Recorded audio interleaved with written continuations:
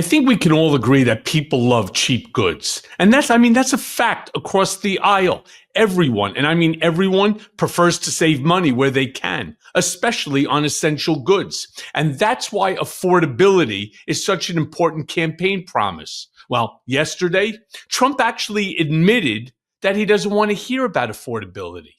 Play the clip. Talk about the cost of Thanksgiving and the cost of living through Thanksgiving and enjoying Thanksgiving. For Joe Biden, it was 25% more than it is for me. At a later time, our energy costs are way down, our groceries are way down, everything is way down, and the press doesn't report it. The press reports whatever the con people say. You know, I call the Democrats con men and women. They make up numbers. But when you look at 25% reduction in costs for Thanksgiving between Biden and me, meaning this administration, that's a tremendous number. It's the biggest reduction in cost in the history of that chart or whatever it is they do. That they do a synopsis of everything. They cover every element of Thanksgiving meals. 25% down. So I don't want to hear about the affordability because right now we're much less. Yeah. And I'm going to ask each and every one of you, does that make any sense? Is that what you're experiencing? When you go to the grocery, you go to the store, is that really what you're seeing? And welcome back to the Michael Cohen Show on our continued journey to 500,000 subscribers. Again, yesterday, a great day. We're almost there. So hit subscribe, watch, comment, and share because this stuff has to come to an end. Now, okay. So as you saw in that clip, Trump actually admitted that he doesn't care about helping Americans afford essential items. And this week, starting on Election Day on Tuesday, Trump had posted multiple times about affordability. Let me show them to you. In it, he turns around and he says, if affordability is your issue, vote Republican. Energy costs, as an example, are plummeting, getting close to $2 a gallon gasoline. When energy goes down, everything else follows, and it has. President DJT. He also turned around and wrote, happy anniversary. On this day, November 5th, 1 year ago, we had one of the greatest presidential victories in history. Such an honor to represent our country. Our economy is booming and costs are coming way down. Affordability is our goal. Love to the American people. President Donald J. Trump. He also turned around and posted this. It's a repost from Breitbart. Trump celebrates affordability 1 year after historic election. Groceries, gas, rental prices falling. And then finally, he writes, 2025 Thanksgiving dinner under Trump is 25% lower than 2024 Thanksgiving dinner under Biden, according to Walmart. My costs are lower than the Democrats on everything, especially oil and gas. So the Democrats' affordability issue is dead. Stop lying. Well, there's really kind of a lot to unpack in those 4 posts. First and foremost, none of it being true. And this is the problem. This is the problem when you have the dissemination of misinformation, disinformation, malinformation. It's why programs like this are so important, so that we can continuously educate and we can continuously provide facts to each and every one of you. I mean, Trump again basically admitted that it's all a lie. On Wednesday, Trump rambled about affordability with Bret Baier. Play the clip. Because the fact is we have prices way down. We have prices down. Our country's doing well. The stock market's hitting record highs, like 48 times during my 9 months. And just a couple of days ago, it hit another record high, like really record high. It's great. And that equates, that's not just rich people. That's 401ks. I mean, that equates to everybody. And the country's doing very well. But as Republicans, you have to talk about it. Because if you don't talk about it, you know, I saw that they kept talking about affordability. Well, Biden was a disaster with affordability. He had the highest inflation rate in the history of our country. But you have to talk about it. It's no good if we do a great job and you don't talk about it. And I don't think they talk about it enough. You know, they have this new word called affordability, and they don't talk about it enough. The Democrats did.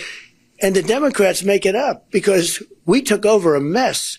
Yeah. Let me be very clear. He did not take over a country that was a mess. Number two, affordability is not a new term. And lastly, there's not a single thing that's coming out of his mouth that isn't a deflection based upon the Democratic Party to the Republican Party. I mean, it's incredible. It's incredible how he keeps talking Democrats when he really should be talking about Republican. Now, yesterday in the Oval Office, he continued. He goes on, he doesn't stop to say that Republicans are the ones who have done great things for affordability. Play that clip. They're getting close to $2 a gallon. And when gasoline goes down and energy goes down, everything else follows. What the Democrats do is they lie. We are the ones that have done great on affordability. They've done horribly on affordability. The only thing is they go out and they take commercials how under the Democrats you have affordability. It's just the opposite. We have much lower prices than they do. And we only have one thing, beef, because the cattle ranches are doing well. We're going to bring the beef prices down, and they understand that, even if we have to help them out. But the beef also is not a big difference, but every price is down. By the way, it is a big difference. It's up almost 40%. You know, in my Substack of today, the reckoning has only just begun. Follow me. For more than a year now, I've said that this would happen. I've said it on Political Beatdown. I've said it here. I've said it on my Mea Culpa podcast. I've said it on television. I've said it in print to anyone who would listen, that the Republican Party would eventually begin to break from Donald Trump. Not out of moral courage. No. Not out of sudden enlightenment. No to that too. But out of self-preservation. You see, power, not principle, is the oxygen of politics. And even the most devout members of the Trump cult can only hold their breath for so long before survival instincts kicked in. What we're seeing a bunch of Republican lawmakers break away. And meanwhile, someone who's not breaking away, J.D. Vance. You see, Trump and J.D. Vance, they seem to want to get rid of SNAP as a whole.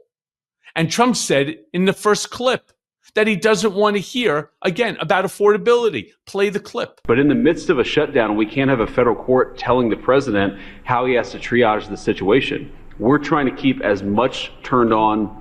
We're trying to keep as much going as possible. The president and the entire administration are working on that, but we're not going to do it under the orders of a federal judge. We're going to do it according to what we think we have to do to comply with the law, of course, but also to actually make the government work for people in the midst of the Democrat government shutdown. If they would like to end this, we would welcome working with them to end this government shutdown, and then we wouldn't have to triage what we're going to fund and what we're not going to fund. And the last thing that I'll say is the American people are unfortunately about to start suffering some very real consequences because of the shutdown.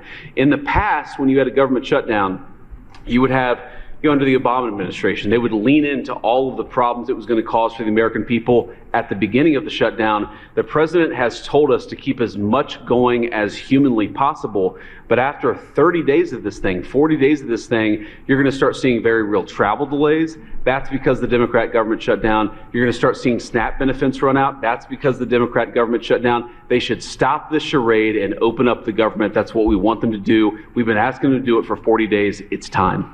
And you know, one other thing, our country has to remain very liquid because problems, catastrophes, wars, could be anything. We have to remain liquid. We can't give everything away. Yeah. Let me begin by saying that J.D. Vance is probably the worst liar on the planet. We want to comply, and we will comply, of course, with the law, but we're not going to acknowledge what the judge directed, which is that you must fund SNAP. All right, plain and simple. So either you are going to comply with the law or you're not. You know, another thing that I turned around and I said is that right now we are watching, each and every one of us right now, not a revolution. It's not even an act of rebellion. It's a migration by Republican members of the Congress, a slow, cautious, self-interested drift away from a man whose political gravity is beginning to wane. You have, for example, former Senator Jeff Flake, who's a rare Republican who found a conscience early enough to use it put it perfectly in a Washington Post op-ed where I'm going to quote, it says, "In politics, migrations rarely happen all at once.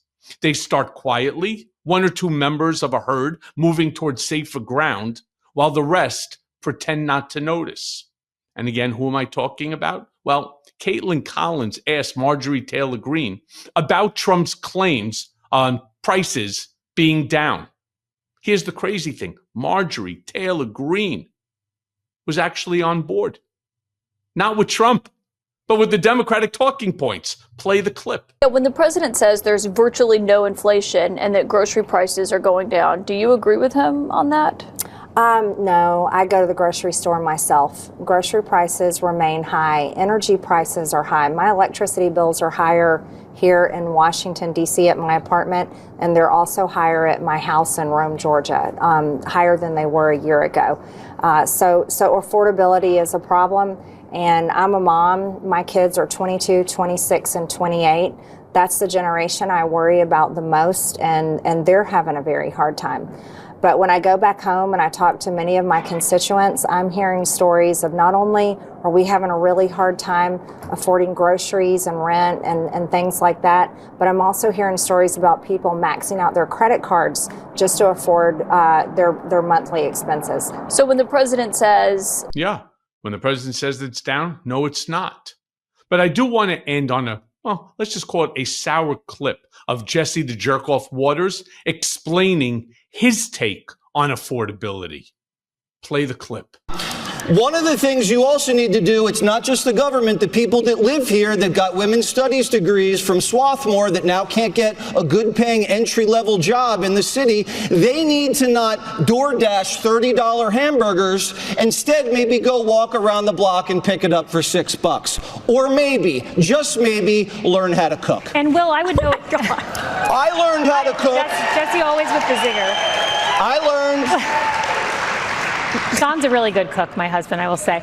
Oh my God. And people are clapping for this. You know, they talk about as if they're going to what? Save the country. You hear Trump and Vance and even this jerk off Jesse Waters. Oh, we have to save this country.